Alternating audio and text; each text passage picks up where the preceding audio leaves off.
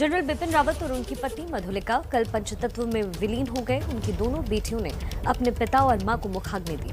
आज उनकी दोनों बेटियां अपने माता पिता के अस्थि विसर्जन के लिए हरिद्वार जाएंगी। दिल्ली में सुबह तकरीबन 8:30 बजे बरार स्क्वायर से जनरल बिपिन रावत और मधुलिका रावत की अस्थियां और फूल चुने जाएंगे, जिसके बाद हरिद्वार में अस्थि विसर्जन किया जाएगा। कुछ शख्सियत ऐसी होती हैं जो अपने चले जाने के बाद भी अमिट छाप छोड़ जाती हैं।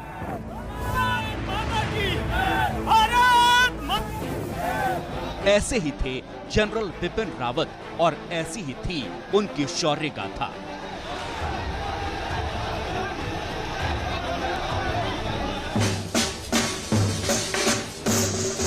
वो जाबाज जनरल जो तिरंगे में लिपटकर जब अनंत की यात्रा पर चले तो जाते जाते भी एक ऐसी लकीर खींच गए जिसे बरसों तक याद किया जाएगा।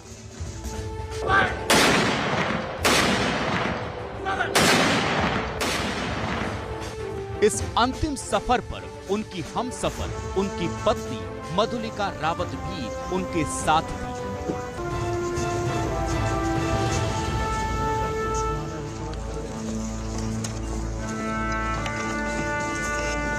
सात जन्मों के साथी अंतिम सफर पर भी साथ साथ निकले थे और इस अंतिम विदाई के दौरान वहां मौजूद हर शख्स इन तस्वीरों को अपनी स्मृतियों में समेट लेना चाहता था, क्योंकि जनरल साहब सिर्फ सेनापति नहीं थे, वो लोगों के दिलों में बसते थे। वो सिर्फ सेना के नहीं थे, वो सबके थे, सबके चहेते, सबके जनरल।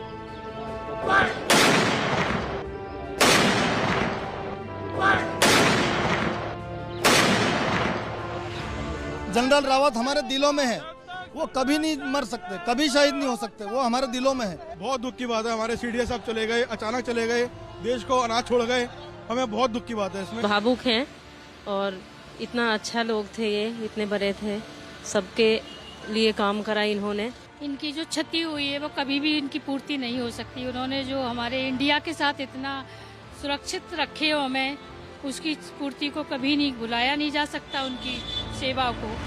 अनंत की यात्रा पर निकले जनरल रावत और उनकी पत्नी मधुलिका तो एक दिन पहले ही पंच तत्व में विलीन हो गए, लेकिन उनकी अंतिम निशानी, उनकी अस्थियों का एक आखिरी सफर बाकी है। आज उन्हीं अस्थियों के सफर की बारी है, जिसे दिल्ली से करीब 125 किलोमीटर दूर हरिद्वार के गंगा घाट में विसर्जित करना है। जनरल बिपिन रावत और उनकी पत्नी की अस्थियां विसर्जित की जानी हैं। हरिद्वार के वीआईपी घाट पर यह अस्थि विसर्जन होना है। वैदिक मंत्रोच्चार के साथ विधि विधान से अस्थियां विसर्जित की जाएंगी। जनरल की बेटियां और उनके परिजन ये अस्थियां लेकर हरिद्वार पहुंचेंगे। उत्तराखंड सरकार और हरिद्वार जिला प्रशासन ने अस्थि विसर्जन की तैयारियां की हैं। देश को अब उस पल का इंतजार है जब जनरल की दोनों बेटियां कृतिका और तारिणी अस्थि विसर्जन के लिए हरिद्वार पहुंचेंगी, क्योंकि ये मौका होगा उस जाबाज जनरल को एक बार फिर नमन करने का, जो भले ही देह छोड़ कर गए हैं लेकिन यादों में जिंदा रहेंगे, हम सब की यादों में हमेशा हमेशा के लिए।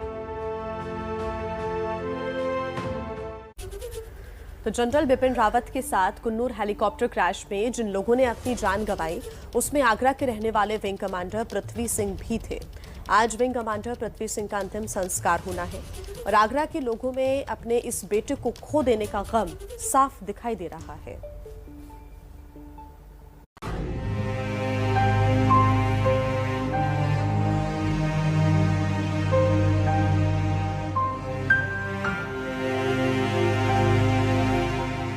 क्या आम और क्या खास, शहीदों की एक झलक पा लेना, उनके अंतिम दर्शन कर लेना और उन्हें श्रद्धांजलि देने का सौभाग्य भी हर किसी को नहीं मिलता।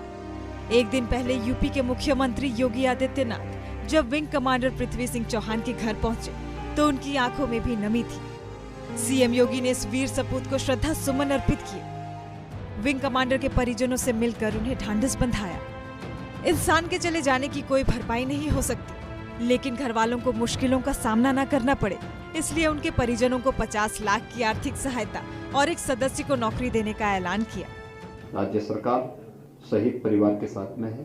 शहीद परिवार को राज्य सरकार की तरफ से आर्थिक सहायता के रूप में 50 लाख रुपए की सहायता हम लोग देते हैं। परिवार के एक सदस्य को हम नौकरी देंगे और किसी एक संस्था का नाम शहीद के नाम पर रखेंगे।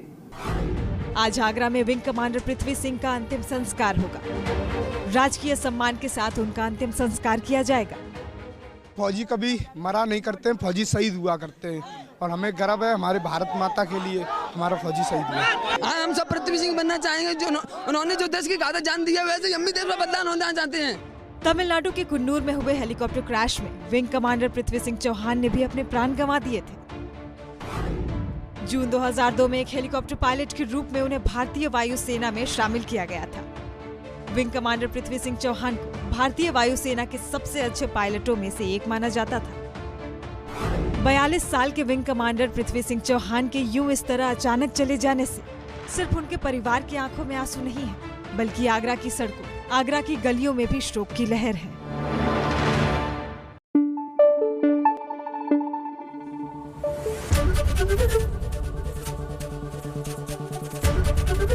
एबीपी न्यूज आपको रखे आगे।